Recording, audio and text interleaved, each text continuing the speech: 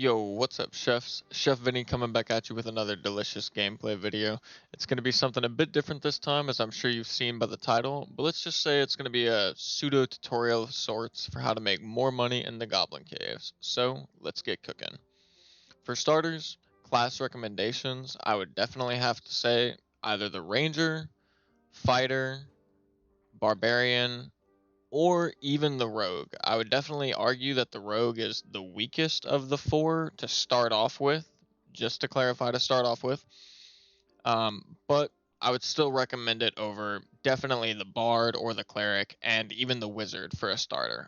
The wizard's sick for solo play, but it is complicated, just to be clear. Next up, number two, I would definitely say do not go in with your default loadout if you can help it whatsoever. So the fighter starts with sword and board, like cloth shirt, cloth pants, pretty much like nothing else, a bandage, I think, whatever, torch. But I would definitely recommend, no matter what class you pick, definitely get away from the starting loadout as soon as possible. Even in this case, even if it's just, a white helmet, some gray chest plate or gray pants, anything is better than nothing. These, numbers, weapon damage, and these numbers, armor rating and stuff, they do actually matter. It's not just the blue plus move speed bonus or whatever. So definitely keep that in mind. Number three, the next thing, and this kind of goes hand in hand with number two, but it's a little bit different. I would definitely highly recommend picking up consumables. Consumables, I cannot stress this enough. They will save you. They will save your ass time and time again. The merchants here in game, I'll just show you real quick. You can head over straight to the alchemist. You can pick up these stacks of 3 potions, 18 gold each. You can buy 2 sets of 3, and then you can also buy 3 of 1 for 6. So in total, you get 9 potions for 54 gold. Solid. You can also, and I would recommend you can get these potions of protection, 3 for 12, and you can also get 3 for 15, and then another 3 for 15. So you can get 9 bandages from this guy as well. Definitely would recommend picking up your consumables. I actually usually, if I'm not going in with a good loadout, I'll go in with like 1 potion of protection, 2 healing pots, 2 bandages. That'll cover you in a solo run. If you're bringing more loot, like if you're bringing better gear, bring more consumables. It's even worth it to stack them in your bag if you need to. Tip number four, I'm going to go ahead and just throw up a little image here. You should see it somewhere on the screen, and I'm just going to point out some of the sections of the map that have really solid loot. A couple that I can think of just off the top of my head that I'll definitely circle would be the Goblin Town. There's kind of like a pseudo library if you've played the 3-person map. It's just, in the Goblin Caves, it's got like 2 little bookshelves. They have a bunch of jewelry. Outside of the Goblin Town and that area, there's loot kind of scattered around the map, and obviously you'll find some on players. There's a lot of pots that you can break, and I'll definitely show some in the game, I'm sure. But if there's any that I missed that I can think of later, I'll definitely be sure to circle them on the map. Tip number five, really just gonna, it's not really much of a tip, but I kind of just want to gloss over my loadout and my skills just so that way if you do happen to play fighter, it's just what I'm playing this playtest, you could just mimic my loadout. Might not be the best, but it's definitely pretty solid. Undoubtedly, it's pretty solid. I'm just taking Swift, Defense Mastery, Combo Attack, and Weapon Mastery. I'll say don't take Combo Attack if you're using like a big two-hand. Other than that, you could take like Adrenaline Spike would be good, Projectile Resistance, you know, a bunch of other stuff. Weapon Mastery is also kind of a filler slot. You could put something else there too. But without further ado, let's go ahead and hop into the gameplay. Take it easy, chefs. I'll catch you in a bit. Alright, chefs, we're back, hopping into the game, and let me tell you, this is going to be a good one. By the end of this match, I've got so much gold that the loot is literally falling out my pockets when I walk around. Also, I do just want to add that this commentary is being featured by my girlfriend Chaos. She's going to be providing the new player's perspective since this is her first playtest, and she's, had some questions along the way, and she's struggled. I can't lie, I struggled when I was new. I'm sure we all struggled to some extent when we're new. So, you want to say hello, Chaos? Hello. Alrighty. Well, without further ado, let's go ahead and hop into the video. Right here from the start, I do just go ahead and gloss over my gear. I've still got my, gray, white, got my boots, my longbow, my consumables. I've got the axes and a spear and, my arrows. White spear, nothing crazy. I wanted to try and make sure that the loadout was relatable to like somebody that's relatively new starting off, not their first run, not a default loadout, but as I mentioned in the intro, it's really important to get out of that default loadout. It will help a lot. You'll go from killing mobs in like 6 hits to 2, so it's a huge deal. Right here from the get-go, I just stop to see if I can hear any footsteps near me right when I spawn in. You can typically hear when people spawn next to you, they'll instantly start moving or they'll open a door or something along those lines. I don't hear anybody in this instance. And then also I'm going to go ahead and throw up an image like I did previously. You should see it right about now. And just to show where we spawned in, basically top middle of the map, right next to the Goblin Town, as I previously called it, even though it's actually called Cave Town.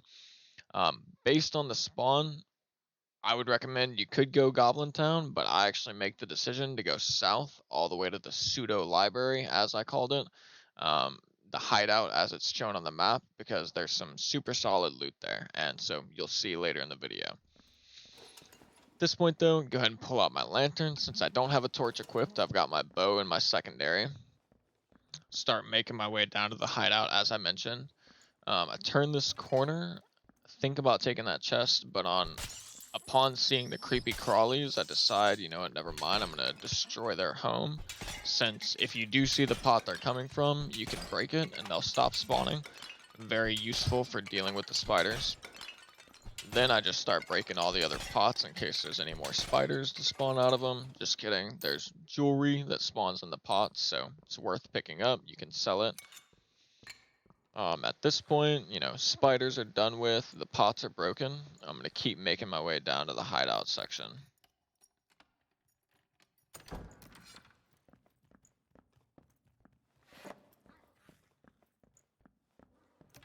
Shimmy on through here to break these pots. I see those goblins in that room, and I'm actually going to go ahead and head back over here, and thought this guy looked kind of funny, so I'm just going to take him out real quick. Hit him with the stab, and then kind of just, walk back and forth. Bang, one down. Finish off his homie real quick too. 2 down. Don't worry about that, just had to assert my dominance on the little goonsters real quick. So, how did you manage to like kill both those mobs without taking any damage? Alright, good question. A lot of people do actually die to mobs in this game, and actually let me rephrase that. Everybody dies to mobs in this game, especially if you're starting out, you will die. The number one tip is, I'm gonna rewind a little bit here. The number one tip I can give to people for dealing with melee mobs, you saw it right there and you'll see it again. You actually wanna walk up to them, basically chest bump them. They'll start their animation of swinging their weapon or whatever, and as they start that animation, you need to turn around, run away, let them swing and miss, and then go back in for your attack. And you rinse and repeat that until they die. If you get greedy and you take too many swings and they start their attack animation and you're not instantly moving away, they will hit you. And also, just for reference, these little goblins, their swords are glowing green. Pretty much everything in the caves, the goblin swordsmen, the goblin bowmen, the goblin mages, the death beetles, the mosquitoes, everything in the caves pretty much applies a dot. So they all do a shit ton of damage. So you really need to learn how to not get hit. Getting hit will cost you your life. Even if you don't die when you get hit, it'll kill you later because you'll have low HP when someone ganks you. So you need to learn how to kill mobs without getting hit. When you're dealing with packs of mobs, you need to deal with them one at a time. Don't try and kill them all together. Try and line them up if you can. That'll sometimes help. But good question. Good question. All right, we'll go back forward a little bit. Check the loot on those guys. That guy had a pair of boots for me that I went ahead and took. I'm gonna go ahead and loot this chest, and the third of the brothers starts waddling over to me, considering if he wants to come over after he saw what I did to his boys, but unfortunately he makes the wrong decision, and, you know, I had to put him out for his sins real quick. Gave him a little 1-2 for confidence as well, don't worry about that. Finish off breaking the pots in this room. Pots do give good loot. I don't know if I already pointed that out, but they definitely drop jewelry. I think I did earlier, but drop jewelry. Jewelry's worth picking up. And they'll also drop potions and bolts and arrows and stuff like that too. Walk down here, stab the spike trap for good measure. Make sure you avoid that though, you don't want to get hit by it.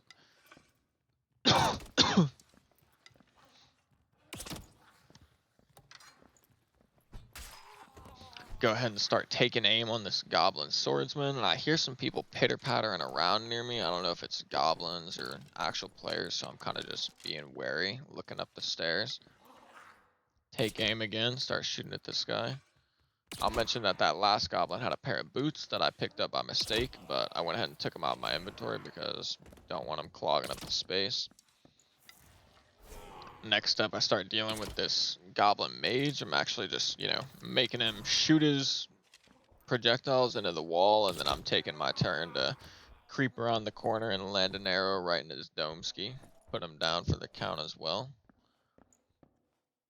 That makes 6 goblins so far. Just mowing them down one after another, easy peasy.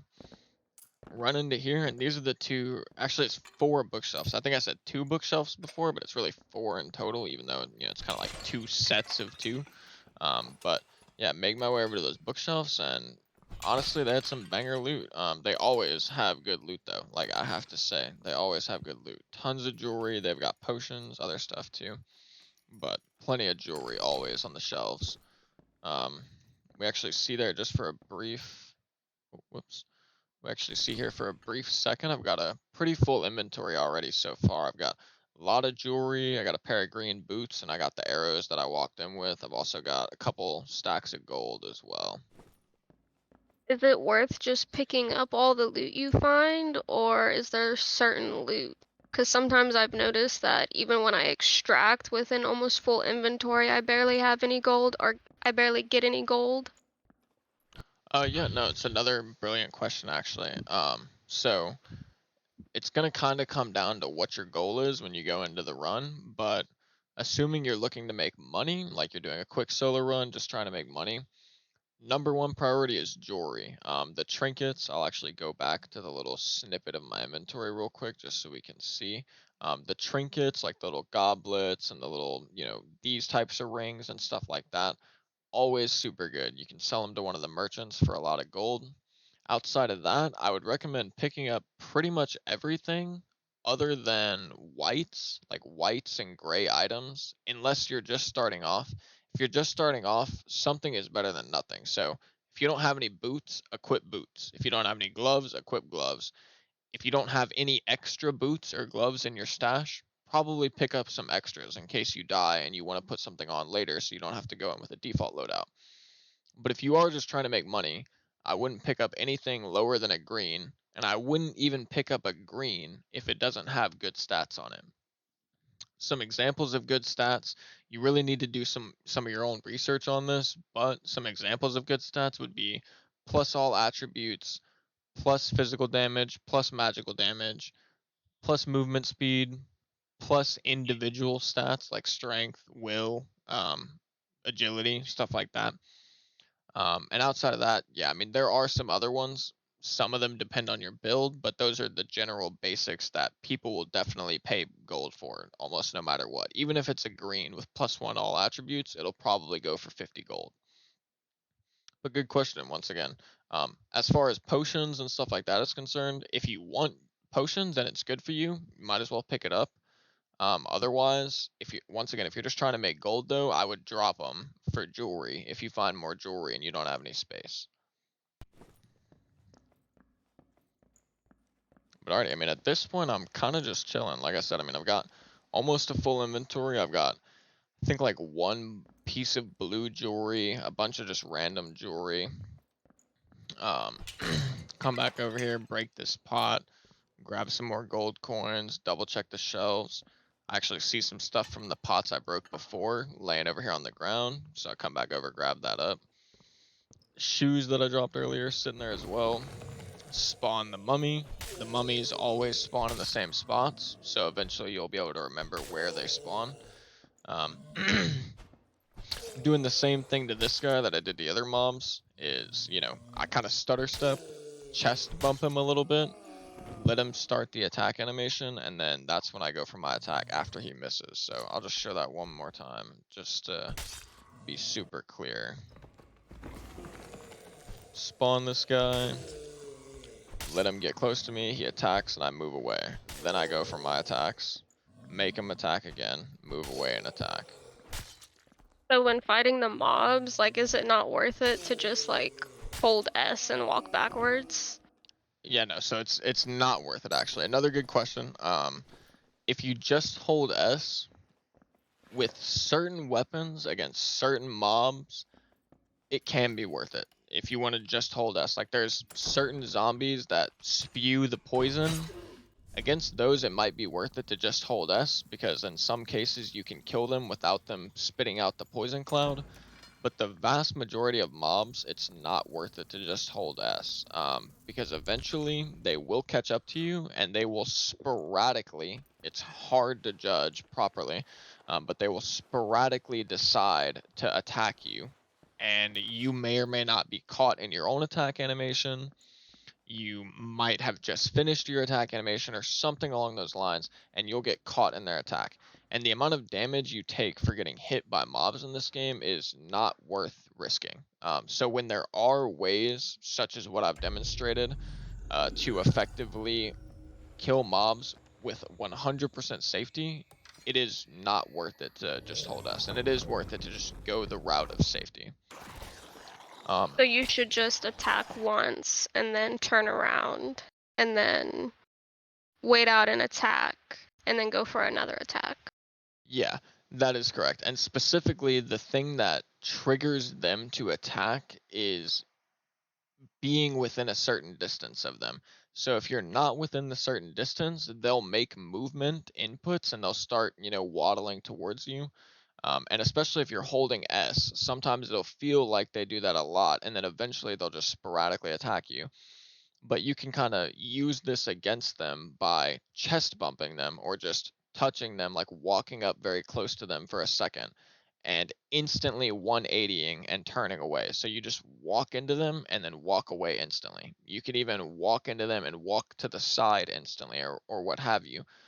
But by doing this, you get within that distance of them and they're forced to attack. Once you're within that distance, they start their attack animation.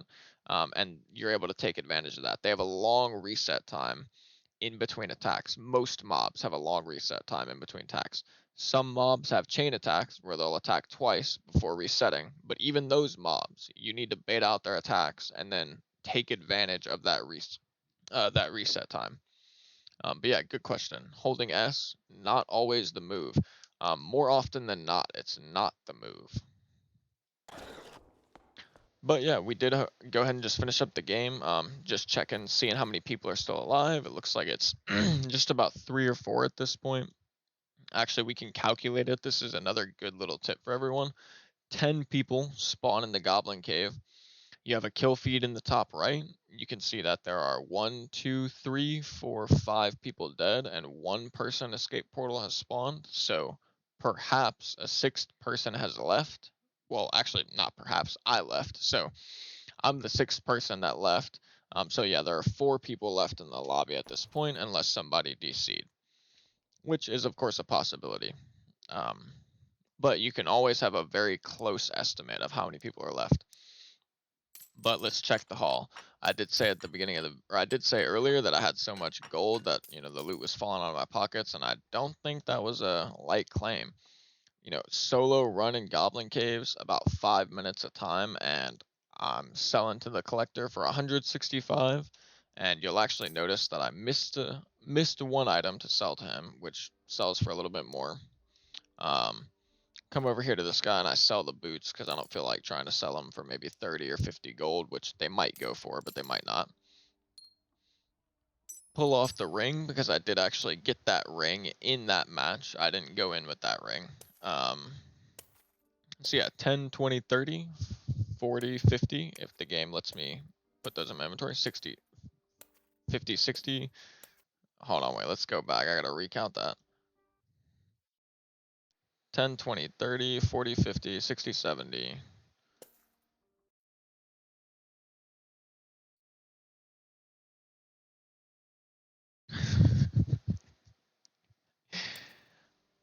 $100, 110, 20, 30, 40, 50, 60, 70, 80, 85. So 185 and the ring to take home. The ring, it's not amazing stats, but it'll at least sell for 50 gold in the miscellaneous trade room. So about 245, 235 gold, something around there, depending on how much the ring sells for exactly. So very solid, quick solo Goblin Cave run. As always, I really appreciate it if you watched this far into the video. If you enjoyed the content, please do leave a comment down below saying yes, chef, if you want to join the chef army. Also, don't forget to like the video, subscribe, and hit the notification bell if you want to know when I next post. It really means a lot, and it does help this channel succeed. Other than that, I hope you have a wonderful rest of your day. Take care. Later, chefs. Peace.